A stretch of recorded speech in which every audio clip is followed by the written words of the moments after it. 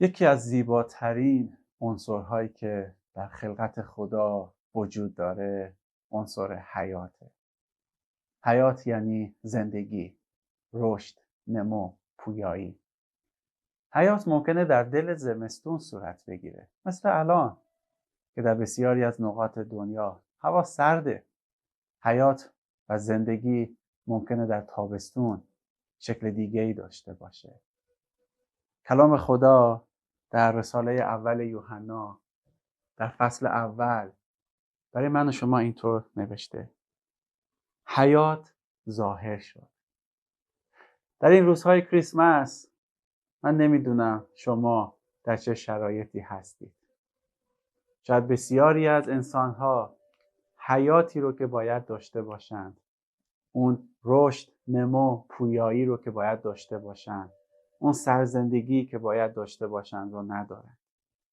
اما برای ما مسیحیان کلام خدا یک وعده بسیار عالی داره. میگه حیات ظاهر شد.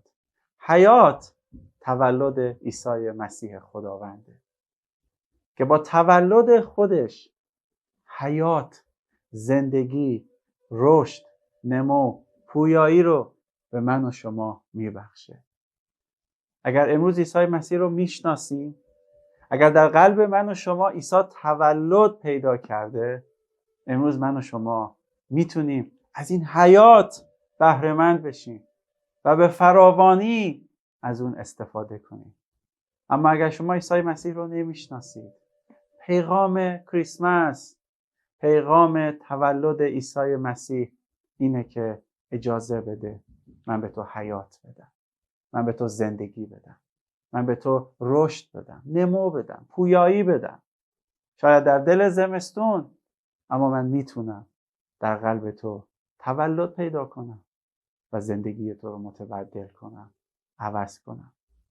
خوشبال کسانی که عیسی مسیح رو دارند، چرا که کلام خدا میگه آنچه که از آغاز بود، آنچه شنیده، با چشمان خود دیده، آنچه بدان نگریستیم و با دستهای خود لمس کردیم، یعنی کلمه حیات، آن را به شما اعلام میکنیم. حیات ظاهر شد.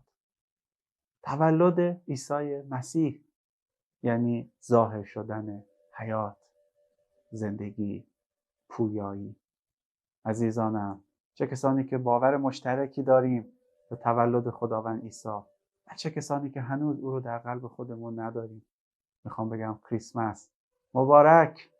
حیات عیسی مسیح بر شما مبارک.